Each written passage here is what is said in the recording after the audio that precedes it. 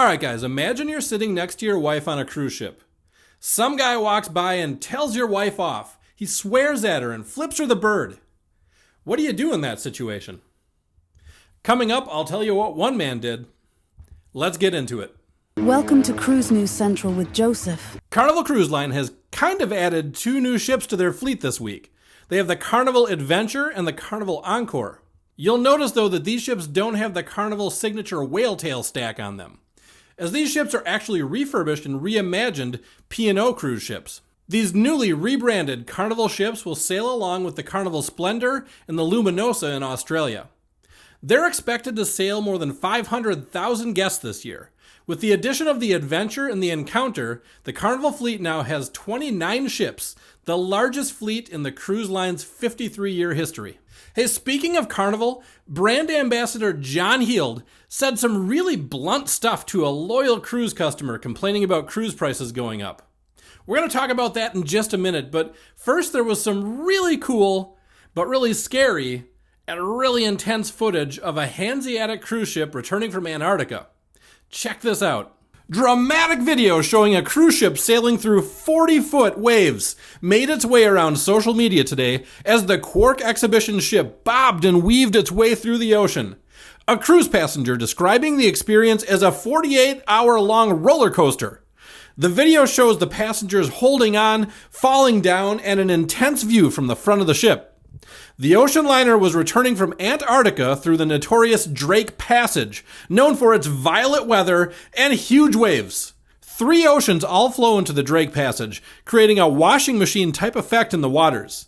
It's an area that is usually avoided by ships, but it's the only way to get to the mysterious continent of Antarctica. The video has convinced some people to never take a cruise, saying they need Dramamine just watching the events. But at least one of the passengers say the frightening and nauseating experience was worth the price of admission to see Antarctica. Would you brave the Drake Passage to see Antarctica? Many people take advantage of the Royal Caribbean policy that allows passengers to bring a single bottle of wine onto the ship. A lesser known fact is that Royal Caribbean will charge you a $15 corkage fee if you want to enjoy that bottle of wine at dinner or at a bar on the ship. Now many will tell you that they've done this and they've never been charged the corkage fee. But recent reports from people aboard Royal Caribbean cruises are saying that the cruise line is cracking down on the policy. Are cruise prices on the rise? I did some research and it seems cruise prices have gone up about 40% over the last 5 years. Now, part of the reason for this is that during the pandemic, prices went way down, and they've been sharply rising ever since. But you can't blame it all on that. Inflation and operational costs have increased for the cruise lines, also leading to the higher prices. What people really want to know is, are the cruise lines charging more so the CEOs and higher-ups can get richer? I looked at cruise line profitability over the last 5 years, and it looks like the answer may be yes and no. Cruise lines in general have figured out how to be more efficient with food and fuel. And more importantly, they figured out how to get cruise passengers to spend more money on extras. Think specialty dining and port excursions. This has led to greater profits and more money in the pockets of those at the top. So it sounds like the price of admission on a cruise is pretty much just keeping up with inflation and expenses. So to keep the costs down on a cruise vacation, you're going to have to skip those tempting extras. Carnival cruise passengers are getting a little bit feisty about the current prices of Carnival cruises and the Carnival Wi-Fi plan.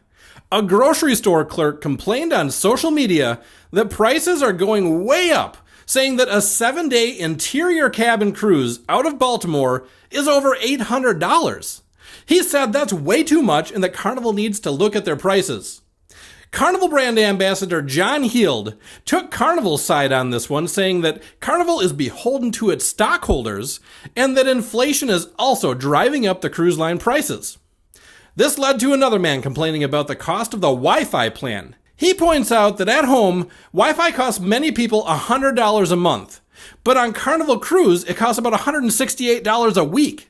Wanting to point out the greediness of Carnival, he gave the example of 1,000 cruise guests getting the Wi-Fi package on a 7-day cruise. That's about $168,000 a week, $672,000 a month for one ship. What do you think? Is Carnival Cruise Line getting greedy, or just keeping up with inflation?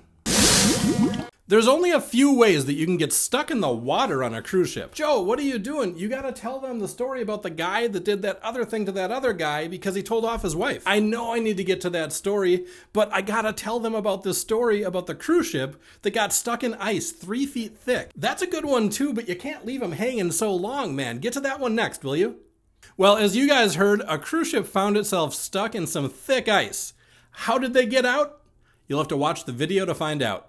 A cruise ship found itself trapped in thick sea ice this week and needed the assistance of a 20,000 horsepower icebreaker to clear a path forward.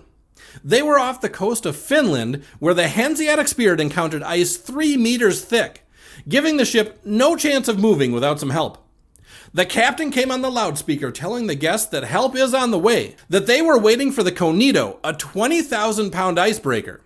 With the help of the Conito and despite the delay, the crew and 200 passengers on board were able to continue on their icy 2-week Lapland exhibition cruise that includes views of the Norwegian coastline, fjords, mountains, and glaciers.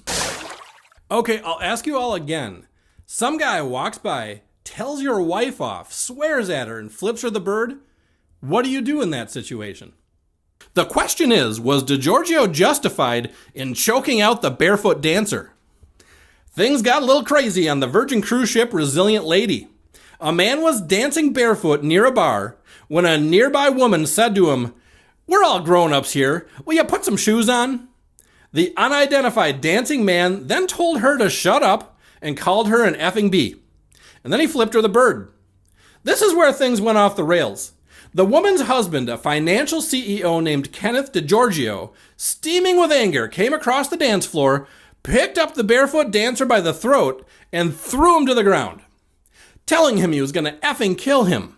Fortunately, security was called in, and DiGiorgio was confined to his room until the next port of call. In the end, DiGiorgio's wife blames herself for telling the man to put on shoes.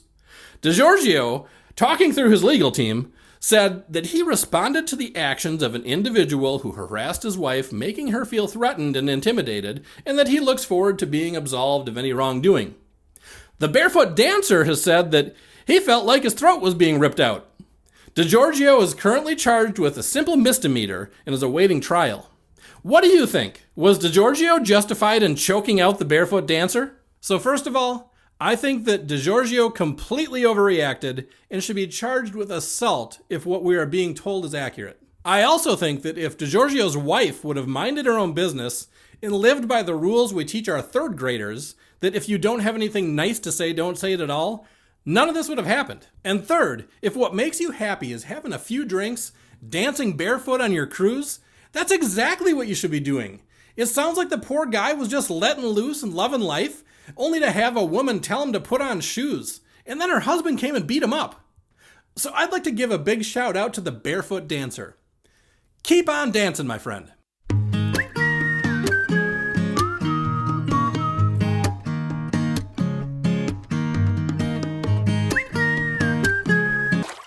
Hey, don't forget to remember to check out the store that we've got underneath this video.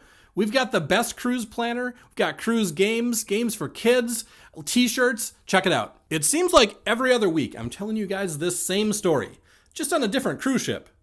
We have another outbreak of norovirus. There are a whole lot of stomach cramps going on the Queen Anne cruise ship. More than 200 cruise passengers are experiencing severe gastrointestinal distress after what is presumed to be yet another outbreak of norovirus on a cruise ship.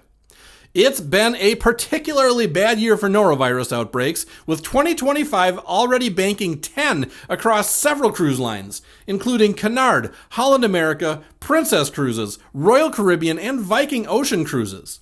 Could it be that cleaning and sanitation efforts are waning as the echoes of COVID protocols are fading from the memory?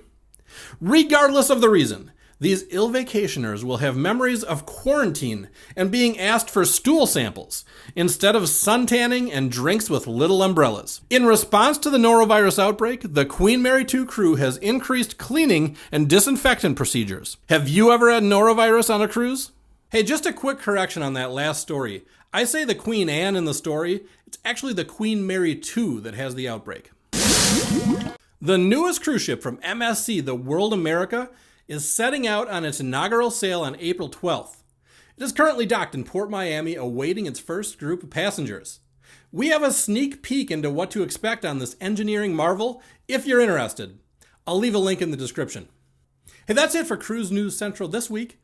If you liked the video, you're probably going to like the other Cruise News episode that's on the screen right now. Go ahead and give it a click. Always remember, no matter what destination you choose, no matter what cruise line you choose, adventure awaits.